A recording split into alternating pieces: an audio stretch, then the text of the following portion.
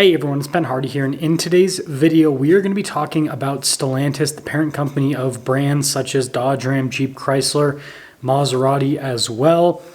They released an earnings report relatively recently, and we've had some other things that have now come up in the economy since that earnings report, and so I want to put it all together in today's video because I think that this could spell potentially the end of Stellantis. I won't say for sure, or we might be seeing another buyout of Chrysler. We'll talk about all of it in today's video. And so with that being said, let's just get right into it.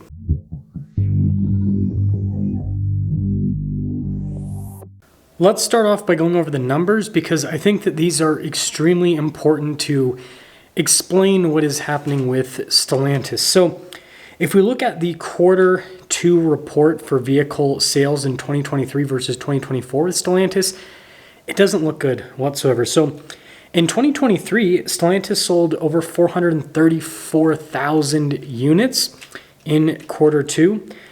This year, 344,000 units. So almost 100,000 units fewer, over 20% decline in terms of volume of vehicle sales. That is massive. Now, if they were selling fewer vehicles and making more money, which is what everyone thinks is what's happening in the car industry, and it is to an extent, then that would be fine, but that's not the case. If you look at their total revenue, it's declined by over 13.5%. It's down to $42 billion. Now, again, that's revenue, not income. Income is the number that is the most important, right? Is a company profitable or not? And, well, income's down quite substantially. Stellantis' net income, $2.81 billion, is a decline of almost 50% year over year. So they're selling over 20% fewer cars and they're making over 50% fewer dollars, net income on those sales. And so, just think about yourself personally from an income perspective. Think if all of a sudden you had 20% fewer people interested in whatever product you're selling, and then your income was slashed in half. You'd probably have to make some substantial changes, and well, Stellantis is surely going to have to make some substantial changes with what's happening. Now, before we talk about what Stellantis may or may not do moving forward because of what is currently happening, let's quickly recap and talk about what has happened to put Stellantis in this situation. And I think that we should break it up into revenue, right? The revenue part, why are they earning less money? And then the vehicle sales part, why are they selling fewer cars? And I think the revenue part's actually easier to answer than the vehicle sales part. So let's start with that. If you look at pretty much any automaker in the 2024 sales year, you'll note that most of them are making less money this year compared to last year, and a big part of that just comes down to pricing. Last year, throughout most of the year, vehicle prices increased across the board. Some manufacturers increased their prices more so than others. This year, however, prices have pretty much stagnated. Across the industry, the increase in price for a new car has only gone up by about 1%, less than 1%, with a lot of automakers. So what this means is that there is no extra room in terms of profit, being able to be added to the vehicles.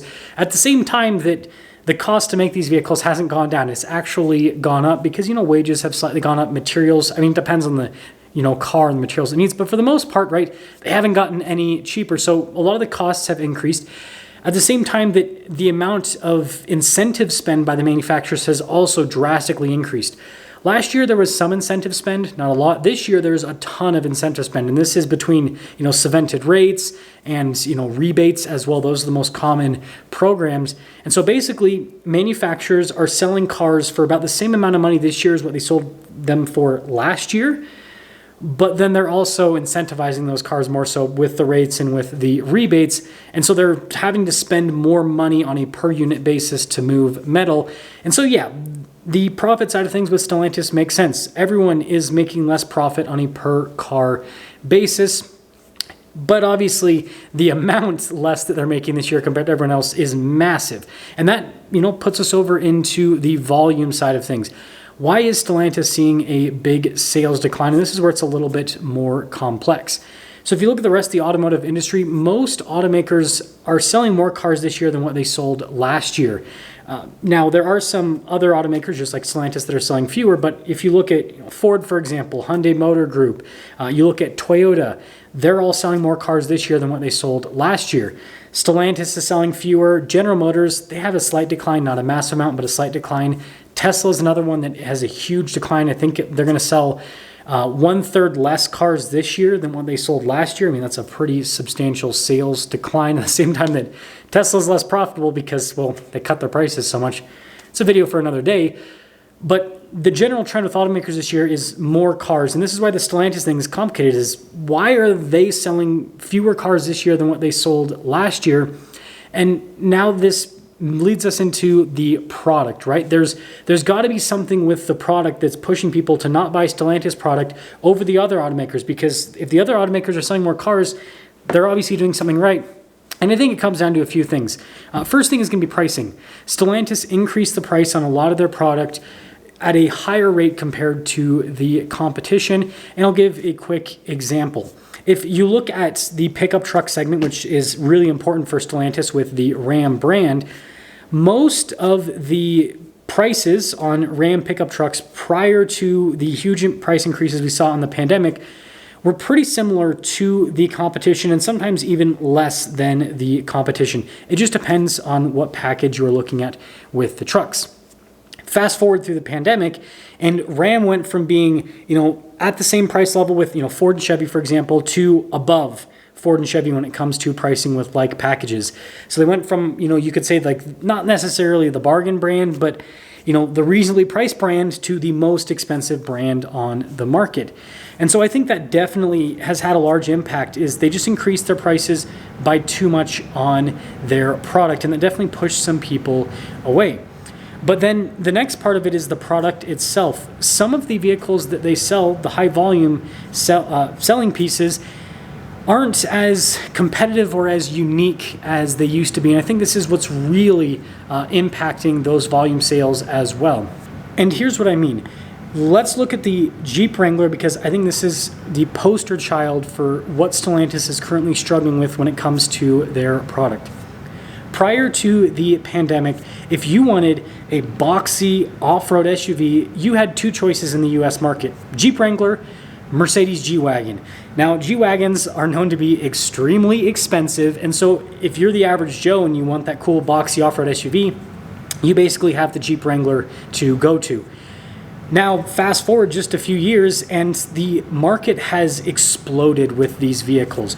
We still have the Wrangler, but we also have the new Ford Bronco. We've got the Lexus GX550, Toyota Land Cruiser, Land Rover Defender, the Ineos Grenadier. You still have the G-Wagon, and I could keep going on and on. Like, there's so many of these boxy off-road SUVs in today's market, and there's even fake off-road SUVs in today's market because the boxy trend is in. Look at the Kia Telluride and the Hyundai Santa Fe. I would never call those off-road SUVs. They got, four-wheel drive and all of that, but you wouldn't want to be taking those up hell's revenge. Let's just leave it at that.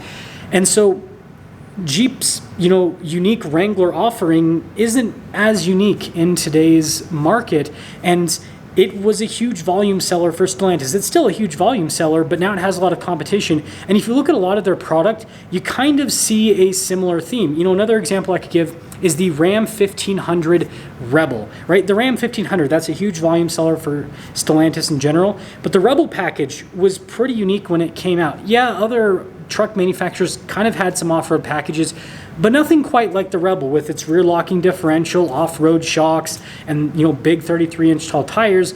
But now all the truck makers have a package like that at a similar price point. Chevy has the Trail Boss and the ZR2. Ford has the Tremor. And then you look at Toyota, they've upgraded their TRD and TRD Pro to be even more off-road capable. And so there's just way more options in that segment. And I could just keep listing off vehicles, and it's a similar story.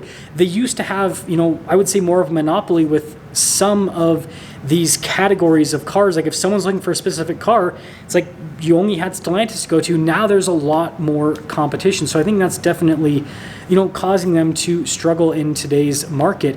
And again, if we go back to that pricing situation, if they are no longer the only shop in town with a particular vehicle, and they have the highest prices, people are probably going to go to other shops at that point.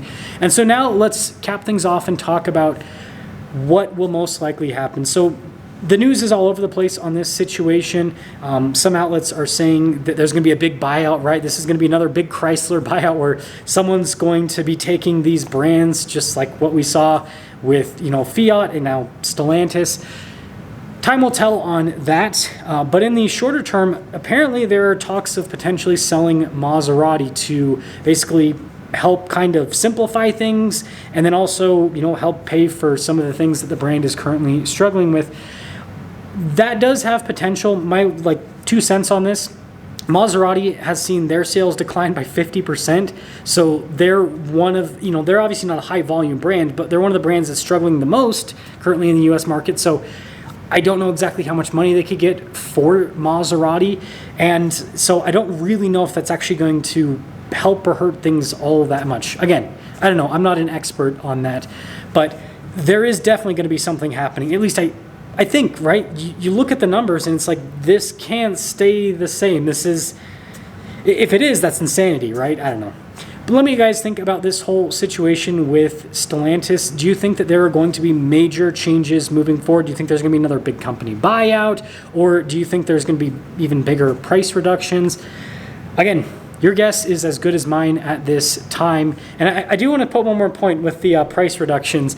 I don't know if that actually helped them, because so far all the big price reductions have done is make it so that people that already own the Stellantis product see bigger depreciation on their cars, because if the new stuff gets cheaper, the used stuff gets cheaper. So then they're even more upside down on their cars, so it makes buying a new one even less possible. So yeah, it's a crazy situation. It's almost like they're damned if they do, they're damned if they don't. And I don't know. Someone will figure it out, I think. I'll see ya.